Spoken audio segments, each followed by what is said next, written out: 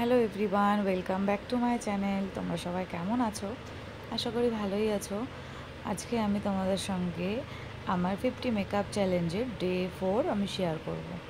Day 4-এ আমি তোমাদের আগের 3টে লুকসে প্রথমে একটা ব্রাইডাল দেখিয়েছি আর বাকি দুটো এঙ্গেজমেন্ট কাম পার্টি মেকআপ লুকসকে দেখিয়েছি। আজকেও আমি তোমাদের সঙ্গে একটা ব্রাইডাল মেকআপই শেয়ার করব, একটা রিসেপশন মেকওভার। তো দেখো, আমি স্টেপ বাই স্টেপ প্রত্যেকটাই, আমি এখনও পর্যন্ত খুব বেশি যে কস্টলি প্রোডাক্ট ইউজ করি তা কিন্তু না। যে কটা ব্র্যান্ডের বা যে কটা প্রোডাক্ট আমার কাছে আছে, আমি প্রত্যেকটা প্রোডাক্ট আমি তোমাদেরকে বলেই দিই যে আমি কী কী প্রোডাক্ট ইউজ করি। আমি ম্যাক্সিমাম পিএসি আর রিকোড ইউজ করি, আর ইনসাইড কসমেটিক্সেরও কিছু কিছু প্রোডাক্ট আমি ইউজ করি। তো আজকে দেখো, আমি প্রথমে ময়শ্চারাইজার দিয়েছি। ওর ফেসটা আমি ওকে আরও একবার ওর উপরে আমি শ্যুট করেছি, তখন ওর ফেসটা খুব সুন্দর ছিল, স্কিনটা। কিন্তু এবার যখন আমি ওর স্কিনে মেকআপ করতে গেলাম, তখন দেখলাম স্কিনটা খুব ড্রাই। ও বলল যে ওর কোনো একটা স্কিনের প্রবলেম হচ্ছে, ওর হেয়ারেও প্রবলেম হচ্ছে, তো যার জন্য স্কিনটা খুবই খারাপ ছিল। তো আমি প্রথমে ওর স্কিনে দুবার করে আমি ময়শ্চারাইজার অ্যাপ্লাই করেছি স্কিন প্রিপারেশন করার সময়। তারপরে আমি কালার কারেকশান করেছি। আমি বেশিরভাগ তোমরা দেখবে যে আমি ব্রাউনটাই ইউজ করি। আমি খুব একটা অরেঞ্জ কারেক্টার, খুব বেশি পিগমেন্টেশন না থাকলে আমি ইউজ করি না। এই যে পিএসির যে পট কনসিলারটা, এটা হলো গিয়ে কফি ওয়ালনাট শেড নাম্বার, এটাই বেশিরভাগ আমি ইউজ করি, ডার্ক শেড। এটা দিয়ে খুব ফেয়ার যাদের টোন, তাদের স্কিনে কিন্তু কন্ট্রোরও হয়ে যায়, আবার একটু ডাস্কি টোনে ভালো কনসিলার হয়ে যায় কালার কারেকশান করার জন্য। তো আমি ওটাই ইউজ করি, খুবই ভালো ওয়াটারপ্রুফ প্রোডাক্ট। তো দেখো, ওর পর আমি রিকোডের একটা ফাউন্ডেশন ইউজ করেছি গরমের জন্য। তোমরা সবাই জানো হয়তো যে রিকোড খুবই ভালো একটা, সবাই বলে যেটা যে হুডা বিউটির একটা ডিউপ হিসাবে রিকোডকে ধরা হয়, খুবই রিজনেবল প্রাইসের মধ্যে। আমি এটা রিকোডের যে স্টুডিও মানে ওয়েবসাইট, সেখান থেকে আমি খুব কম প্রাইসে কিনেছিলাম অফারে। যাই হোক, দেখো আমাকে খুব সুন্দরভাবে ব্লেন্ড হয়ে গেছে। তো এরপরে আমি পিএসসিডি আর একটা পট কনসিলার দিয়ে আমি কিন্তু হাইলাইট করেছি। আমি এখনও পর্যন্ত কোনো কনসিলার প্যালেট কিনে উঠতে পারিনি। তো আমি এই দুটো দিয়েই ম্যাক্সিমাম কাজ করি, ক্লায়েন্টদের কাজও করি, আমি মডেলও সাজাই। তো আমি হাইলাইট যেটা করেছি সেটা হলো সাহারা, একটু মানে ফেয়ার টু মানে মিডিয়াম টু ফেয়ার টোনে খুব ভালো যায় এটা।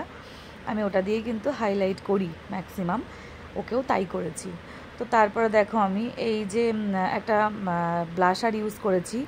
এটা ব্লাশার কাম লিপ টিন্ট, মানে টোটেও দেওয়া যায়। এটা ইনসাইড কসমেটিক্সের একটা ব্লাশার কাম লিপ টিন্ট, খুবই ভালো, খুব সুন্দর ব্লেন্ড হয়, আর একটা ন্যাচারাল ব্লাশের শেড আসে। আমার খুব ভালো লাগে, আমি নিজেও পার্সোনালি ইউজ করি। দাম খুব একটা বেশি না, 100 সামথিং দাম।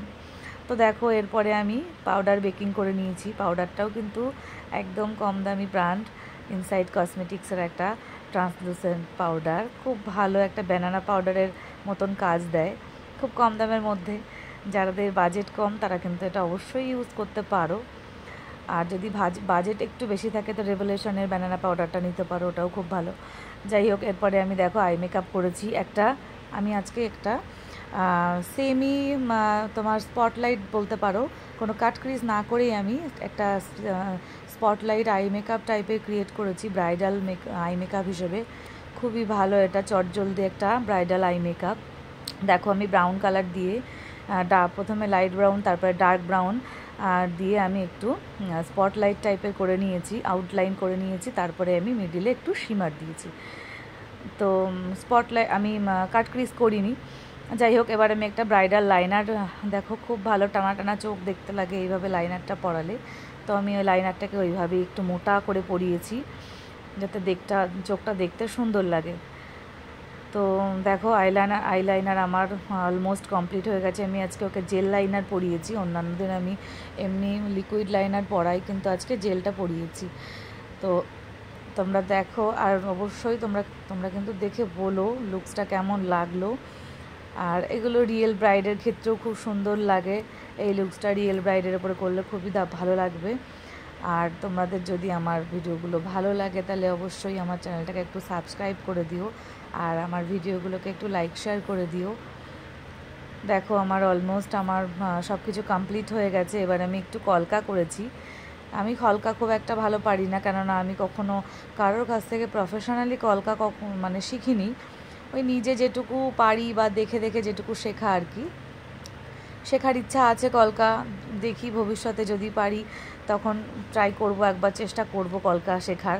তো এখনও পর্যন্ত যেটুকু যা নিজে পারি সেটুকুই করি আমি, সেটা ব্রাইডদের উপরে হোক বা আমার মডেলদের উপরে। তো দেখো আমার সব কিছু কমপ্লিট হয়ে গেছে। আমি হাইলাইটার ইউজ করেছি, তোমার পিএসসির বেকড হাইলাইটার। তো আবার নেক্সট খুব তাড়াতাড়ি আবার একটা ভিডিও নিয়ে আসবো, ততক্ষণের জন্য টাটা।